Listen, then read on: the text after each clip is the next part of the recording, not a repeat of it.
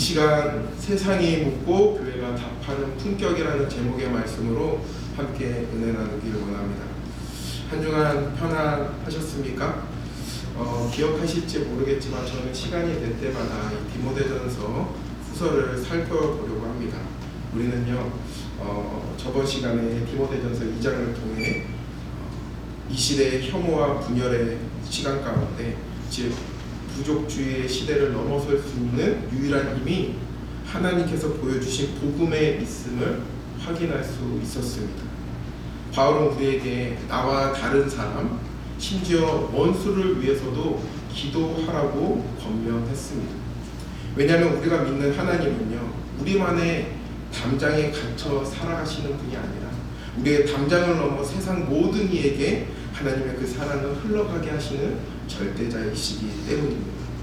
오늘 우리가 살펴볼 디모데전서 3장은요 그 복음이 흘러가는 구체적인 통로에 관한 이야기입니다.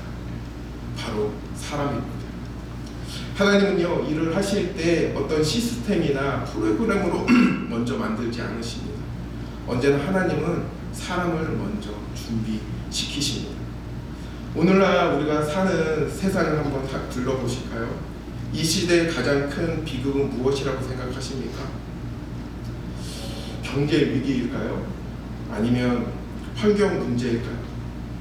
이것도 아니면 세계 곳곳에서 일어나는 전쟁일까요? 많은 사회학자들은요 현대사회의 가장 큰 결핍을 어른의 부재 혹은 리더십의 실종이라고 말합니다. 정치, 경제, 교육, 심지어 교육에까지, 종교계까지 존경받을 만한 리더를 찾기가 너무 어렵다는 것입니다. 화려한 스펙을 가진 엘리트들은 많지만 그 인격과 삶을 통해 신뢰를 두는 진짜 어른, 진짜 리더는 만나기가 힘든 시대가 되었다는 것입니다. 사람들은 리더를 뽑을 때 무엇을 봅니까? 능력, 학벌, 재산, 또한 수려한 말솜씨를 봅니다. 그러나 그 화려한 겉모습 뒤에 숨겨진 인간이 가진 탐욕과 이기심, 도덕적 타락이 드러날 때마다요 그것을 본 대중은 절망합니다. 결국 저 사람도 똑같구나. 이 냉소적인 한마디가 오늘날 세상을 덮고 있는 것입니다. 그런데요 이 문제가요 이 세상의 기준이요 교회 안으로도 들어왔다는 것입니다. 교회 직분자를 세울 때도 사회적 지위나 재력, 세상적인 성공이 그 기준이 되고 하는 것입니다. 그러나 오늘 본문에서 사도 바울은요 전혀 다른 기준을 제시하고 있습니다. 오늘 본문에서 감독, 오늘날에는 목회자나 장로를 뜻합니다. 또한 집사라는 직분이 등장합니다. 그래서 우리는 흔히 오늘 주시는 말씀은 임직 앞둔 후보자들이나 새겨들면 되겠구나 라고 생각하기 쉽습니다. 하지만 사랑하는 성도 여러분 오해하지 마십시오. 디모데전서 3장은요 특급 계급을 위한 자격 요건만을 이야기하는 것이 아닙니다. 이것은요 예수 그리스도를 주로 고백하고 성령으로 거듭난 모든 성도가 마땅히 도전해야 할 또한 도달해야 할 영적 성숙의 표준인 것입니다. 하나님은 우리 모두를 왕같은 제사장으로 부르셨습니다. 직분은 역할의 차이일 뿐 하나님의 나라의 백성이라면 누구나 오늘 본문이 말하는 품격을 갖춰야 한다고 하나님께서는 말씀하고 있는 것입니다. 오늘 말씀을 통하여 세상이 잃어버린 참된 사람의 길을 우리 교회가 어떻게 보여줘야 하는지 세 가지 차원에서 깊이 묵상해 보려고 합니다. 먼저 1절부터 7절까지는요 감독의 자격에 대해서 이야기하고 있습니다. 바울은 1절에서요 사람이 감독의 직분을 얻으려 함은 선한 일을 사모하는 것이라고 말하고 있습니다. 바울은 먼저 감독의 직분, 즉 신앙의 영적 성숙의 표준은 야망이 아니라 거룩한 열망이 있어야 한다는 것입니다. 그리고 이어지는 2절부터요 그 자격들을 나열하고 있는데요 놀랍게도 탁월한 능력이나 기적을 행하는 은사 같은 것들을 언급하고 있지 않습니다. 대부분의 것이요 성품과 사람과의 관계에 관한 것들이었습니다. 2절을 보실까요? 그러므로 감독은 책망할 것이 없으며 한 아내의 남편이 되며 절제하며 신중하며 단정하며 나그네를 대접하며 가르치기를 잘하며. 가장 먼저 나오는 조건은요, 책망할 것이 없으며입니다. 헬라어로 아네필레토스라는 이 단어는요, 붙잡을 것이 없다, 손잡이가 없다라는 뜻입니다. 즉 누군가 나를 공격하려고 해도요, 꼬투리를 잡을 만한 치명적인 도덕적 결함이 없는 상태를 이야기하는 것입니다. 한국 속담에 털어서 먼지 안 나는 사람 없다라는 말이 있습니다. 무슨 뜻입니까? 아무리 깨끗하고 결백해 보이는 사람이라도요, 옷이나 이불을 털면 반드시 먼지가 나오듯이 사람도 마찬가지라는 뜻입니다. 우리는 죄인입니다. 그렇기 때문에 우리가 아무리 책망 잡힐 일을 하지 않으려 한다 노력해도 결국에는 누군가에게는 책망 잡힐 일을 할 수 있는 것입니다. 그렇다면 성경에서는 왜 책망할 것이 없다라는 것을 강조하는 것일까요? 성경은 책망할 것 하나도 찾을 수 없는 완벽한 상태를 말하는 것이 아니라, 성도라면 적어도 세상 사람들로부터 그래, 저 사람은 믿을 수 있는 사람이야, 저 사람의 말은 보증시켜야 라는 기본적인 신뢰를 얻어야 한다는 것입니다. 7절을 우리 함께 보겠습니다. 시작. 또한 외인에게서도 선한 증거를 얻은 자라야 지니 비방과 악의 올무에 빠질까 염려하라. 여러분, 우리의 일상 속에서 이 말씀이 어떻게 적용되어질까요? 아주 쉬운 예가 있습니다. 여기 대부분의 성도님들께서는 운전을 하시는 분일 겁니다. 혹시 차 뒤에 십자가나 물고기 모양 스티커 혹은 Jesus loves me 라는 문구를 또는 스티커를 붙이고 다니시는 분들이 계십니까? 한번 상상해 볼까요? 어느 날 우리가 고속도로를 달리고 있습니다. 바쁜 일이 있어서요, 마음이 급합니다. 그런데 갑자기 옆 차선의 차가 깜빡이도 없이 내 앞으로 훅 끼어드는 것입니다. 급브레이크를 밟았습니다. 심장은 철렁 내려앉고 들고 있던 커피는 쏟아졌습니다. 순간 우리 안에서 무엇이 올라옵니까? 욱하는 성질이 올라옵니다. 창문을 내리고 내가 아는 가장 험한 말로 소리치고 싶습니다. 경적을 길게 울리며 쫓아가서 노려보고도 싶습니다. 그런데 그때 내 차 뒷유리에 붙어있는 물고기 스티커가 생각나는 것입니다. 아차, 뒷차 사람이 이 스티커를 보고 있을 텐데. 그 순간 우리는 입술을 깨물고 참습니다. 쫓아가려고 했던 엑셀에서 발을 뗍니다. 그리고 억지로라도 손을 들어 먼저 가세요 라고 양보하는 것입니다. 여러분, 바로 이 순간이 책망할 것이 없는 삶을 훈련하는 현장인 것입니다. 내 본성은 화를 내고 싶지만 내가 대표하는, 나를 대표하시는 예수님의 이름 때문에 멈추는 것, 내 감정보다 주님의 멍에를 더 소중히 여기는 것, 이것이 2절에서 말하는 절제와 신중함인 것입니다. 그래서 성숙한 그리스도인은요, 감정에 휘둘려 사는 사람이 되어서는 안 된다고 성경은 이야기하는 것입니다. 기분 나쁘다고 소리 지르고, 스트레스 받는다고 중독에 빠지고, 불안하다고 돈은 움켜쥐는 미성숙한 모습인 것입니다. 우리가 식당에 가서 많은 일하는 종업원을 대할 때도, 물건을 환불하러 가서 전원과 대화할 때, 우리는 하나님의 자녀의 성도로서 품격을 지키고 살아가야 하는 것입니다. 세상 사람들은 우리가요, 교회 안에서 얼마나 뜨겁게 찬양하는지를 별 관심이 없습니다. 그들은 우리가 교통사고 났을 때 어떻게 대처하는지, 우리가 손해를 보았을 때 어떻게 반응하는지를 보고, 저 사람 안에 하나님이 있구나라는 것을 판단하는 것입니다. 마태복음 5장 16절의 말씀을 보면, 이같이 너의 빛이 사람 앞에 비치게 하여 그들로 너희 착한 행실을 보고 하늘에 계신 너희 아버지께 영광을 돌리게 하라. 아멘. 나의 착한 행실과 욕망을 다스리는 모습이 곧 세상 사람들에게 비추는 빛이 되고요, 그들이 우리를 통해 하나님께 영광을 돌리는 자가 된다라고 말씀하고 있습니다. 바라기는요, 우리 모든 성도님들이 세상의 무대 위에서 우리의 일상이 곧 가장 강력한 설교가 되는 삶을 살아가시길 주님의 이름으로 축원합니다.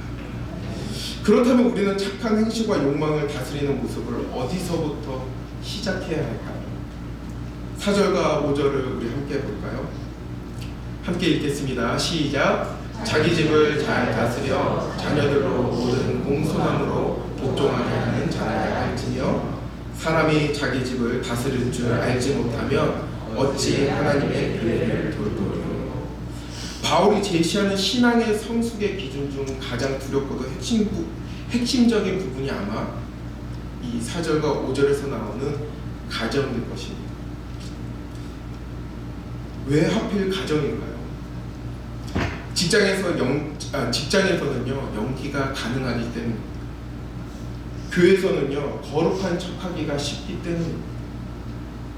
일주일에 한두 번, 하루에 몇 시간만 좋은 모습을 보여주면 되기 때문입니다. 하지만 가정은 다릅니다.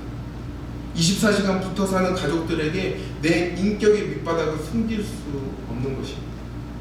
짜증날 때 나오는 말투, 힘들 때 나오는 나의 표정, 돈을 쓰는 나의 방식, 또한 나의 시간을 보내는 그 습관까지, 이 모든 적나라한 모습이 드러나는 것이 바로 가정이기 때문입니다. 이 자리에서 솔직하게 고백하겠습니다. 하루는요, 교회로 오는 차 안에서 일어났던 일이에요. 여보, 좀 빨리 준비하라고 했잖아. 늦었잖아. 제가 아내에게 소리칩니다.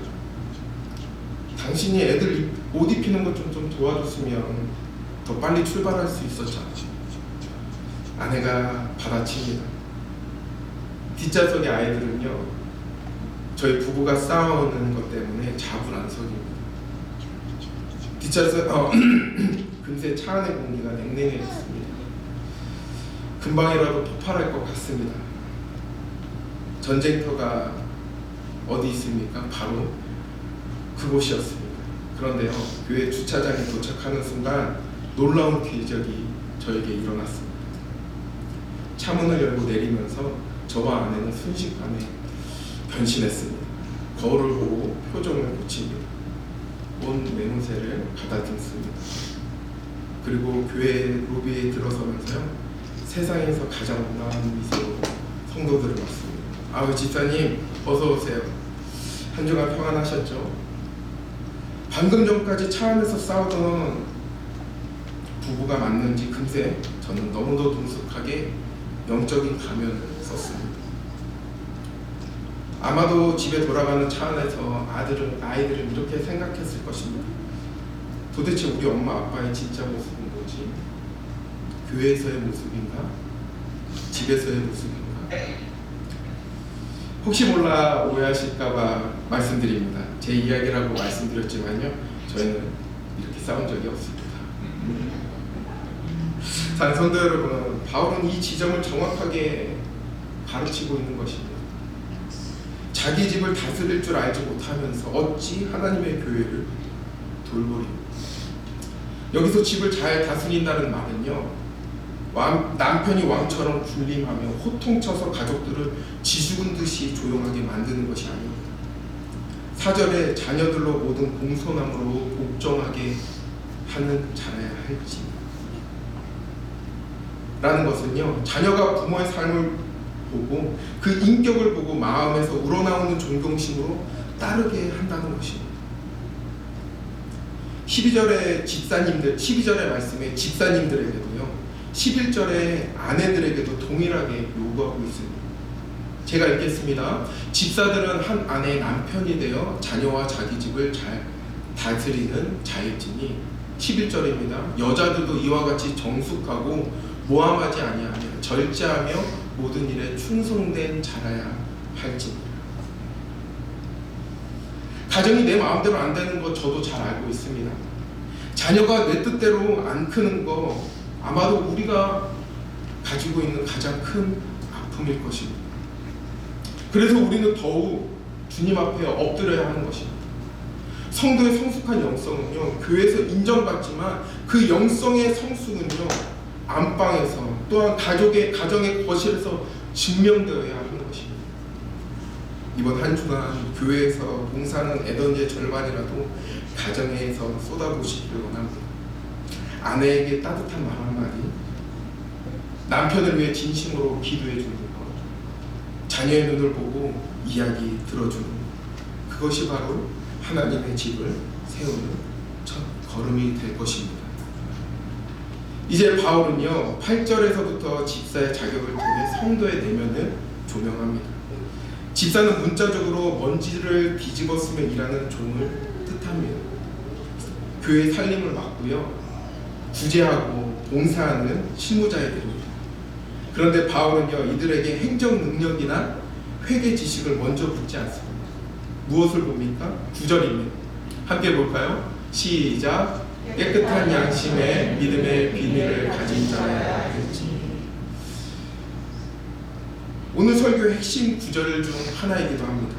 여기서 믿음의 비밀이란 무엇일까요? 바로 예수 그리스도의 십자가의 복음인 것입니다. 죄인된 우리를 구원하신 하나님의 놀라운 신비인 것입니다. 이 보물 같은 믿음을 어디에 담아야 할까요?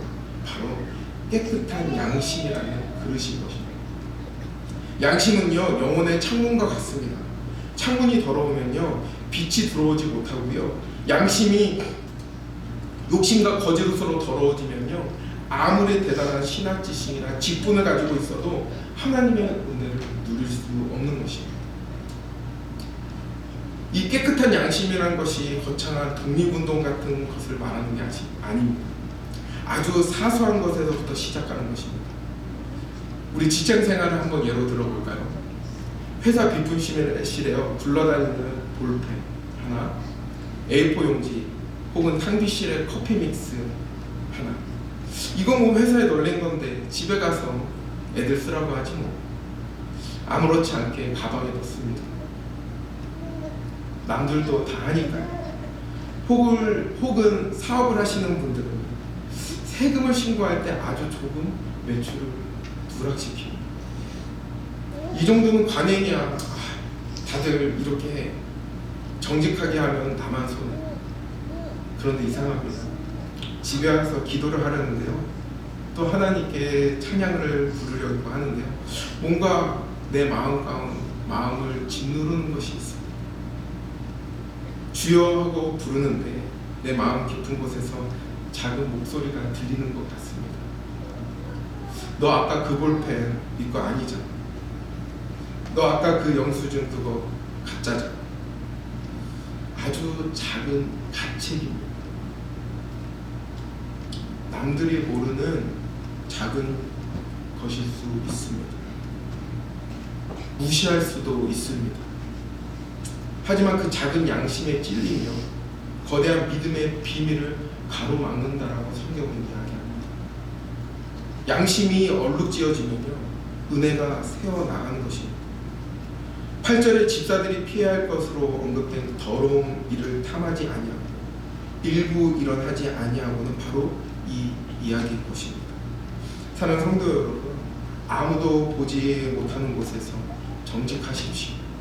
1달러짜리 볼펜 앞에서도 하나님을 의식하는 것, 그것이 집사, 아니 우리 모든 성도의 자존심이며 표준인 것을 기억하는 저와 여러분에게 주님의 이름으로 축원합니다.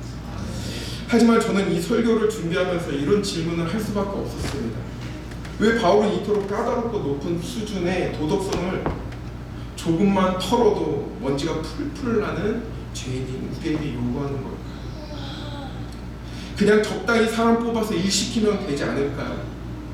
이런 질문에 바울은 15절에 위대한 답을 내놓습니다. 우리 함께 읽겠습니다. 시작. 만일 내가 지체하면 너로 하여금 하나님의 집에서 어떻게 행하여야 할지를 알게 하려 하니 이 집은 살아계신 하나님의 교회요 진리의 기둥과 터이라. 교회는 친목단체가 아닙니다. 교회는요 동호회가 아닙니다. 교회는요 진리의 기둥과 터인 것입니다. 건축물에서 기둥은요 지붕을 떠받드는 핵심입니다. 기둥이 무너지면 어떻게 됩니까? 건물 전체가 무너지게 됩니다. 지금 세상은요 그 기둥이 진리가 잃어버려졌습니다. 무엇이 옳고 그른지 혼란스러워하는 이 어두운 세상 속에서 이것이 진리다, 이것이 진리다, 이것이 생명이다라고 높이 올려주는 것이 바로 교회인 것입니다. 그런데 그 진리를 떠받치고 있는 기둥인 우리 성도들의 삶이 부패하고 이중적인 삶의 모습을 보이고 세상과 다를 바 없이 살아간다면 어떻게 되겠습니까? 기둥이 썩으면 진리도 함께 땅에 떨어지는 것입니다. 세상 사람들이 교회를 보면 너희도 또 우리랑 똑같잖아, 아니 너희가 우리보다 더하네 라고 조롱한다면 그것은 우리가 진리의 기둥 역할을 제대로 하지 못하고 있기 때문입니다. 사랑하는 성도 여러분, 여러분이 직장에서 정직하게 손해를 감수할 때 여러분은 진리의 기둥을 붙잡고 있는 것입니다. 여러분이 층간소음 문제로 찾아온 이웃에게 웃으며 사과할 때 여러분은 진리의 털을 닫고 있는 것입니다. 설교를 듣다 보니 마음이 무거우신 분들이 계실 겁니다. 목사님, 기준이 너무 높습니다. 책망할 것이 없고 가정을 완벽하게 다스리고 깨끗한 양심을 가지라니 저는 자격이 없습니다. 저도 운전할 때 화냅니다. 저도 집에서 아이들에게 소리 지르고 저도 회사에서 적당히 타협하며 일합니다. 맞습니다. 우리 중 그 누구도 이 기준을 우리 힘으로 완벽하게 지킬 수 있는 사람은 없을 것입니다. 그래서요 바울은요 16절에 이렇게 말씀합니다. 그도다 경건의 비밀이요 그렇지 않다 하는 이도 없도다. 그는 육신으로 나타난 바 되시고 영으로 의롭다 하심을 받으시고 천사에게 보이시고 만국에서 전파되시고 세상에서 믿음 받으시고 영광 가운데서 올려지셨느니라. 아멘. 우리가 거룩해질 수 있는 비결은요 우리의 노력에 있지 않습니다. 바로 예수 그리스도께 있습니다. 참된 감독이신 예수님께서요 자격 없는 우리를 위해 육신을 입고 이 땅에 오셨습니다. 우리는 절제하지 못하고 화를 냈으나 그분은 십자가에서 자기를 찌르는 자들을 향해 끝까지 참으셨습니다. 우리는 가정을 깨뜨리고 상처를 주었으나요 그분은 하나님 아버지의 뜻에 죽기까지 복종하심으로 하나님의 가족을 만드셨습니다. 우리는 작은 이익에 양심을 팔았으나요 그분은 자신의 생명을 팔아 우리를 사셨습니다. 이 경건의 비밀을 아는 자, 즉 내가 얼마나 큰 죄인이며 동시에 얼마나 큰 사랑을 받았는지를 아는 자만이 변할 수 있는 것입니다. 우리가 이 직분의 자격, 성숙의 기준을 읽을 때마다 절망하는 것이 아니라 오히려 예수님을 바라봐야 하는 것이 바로 그 비밀인 것입니다. 주님, 저는 할 수 없습니다. 그래서 주님이 필요합니다.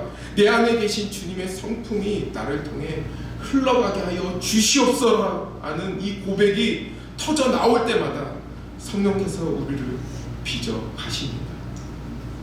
우리의 거친 성품을 다듬으시고 우리의 더러운 양심을 씻으시며 또한 우리를 세상이 감당 못할 하나님의 사람으로 만들어 가시는 분이 바로 예수 그리스도이심을 믿는 저와 여러분 되길 주님으로 축원합니다. 사랑하는 성도 여러분, 말씀을 맺길 원합니다. 오늘 디모데전서 3장은요 우리에게 직분자가 되는 법을 가르치는 것이 아니라 하나님의 사람으로 사는 표준을 가르치고 있습니다. 세상은 점점 더 사나워지고요 기준은 흐릿해져 갑니다. 사람들은 진짜가 없다라고 생각하며 한탄합니다. 이때 하나님께서는요 우리 치노벨리의 아름다운 교회 모든 성도님들을 향하여 물으십니다. 세상이 신뢰할 수 있는 그 사람이 되어주겠니? 너의 가정에서 너의 일터에서 작은 예수로 살아주겠니? 직분은 계급장이 아닙니다. 직분은 멍에입니다. 그러나 이 멍에는요 억지로 지는 것이 아니라 우리를 영광스러운 또한 그 성숙의 길로 이끄는 주님의 초대인 것입니다. 사랑하는 성도 여러분, 감독이라는 타이틀보다 책망할 것 없는 인격을 사모하시는 저와 여러분들에게 주님의 이름으로 축원합니다. 집사라는 직함보다요 깨끗한 양심을 자랑하는 우리들 되기 주님의 이름으로 축원합니다. 우리 교회가 건물의 크기를 자랑하는 교회가 아니라 성도 한 사람 한 사람이 세상 속에서 진리의 기둥을 세워나가는, 또한 교회를 지탱해 나아가는 예수 그리스도의 사람이 되길 주님의 이름으로 축원합니다. 이것이 바로 예수님의 꿈인 것입니다. 여러분이 서 있는 그곳이 바로 성전인 것입니다. 이번 한 주간 운전대를 잡을 때 그곳이 바로 예배 처소임을 기억하십시오. 예배 후 현관문을 열 때 그것이 선교지이심을 기억하길 원합니다. 아무도 보지 않는 책상 앞에 주님과 만나는 그곳이 바로 골방임을 기억하길 원합니다. 우리의 유일한 모델 되신 예수 그리스도를 바라보며 이 거룩한 부르심에 응답하는 저와 여러분 되기 주님의 이름으로 간절히 축원합니다. 기도하시겠습니다.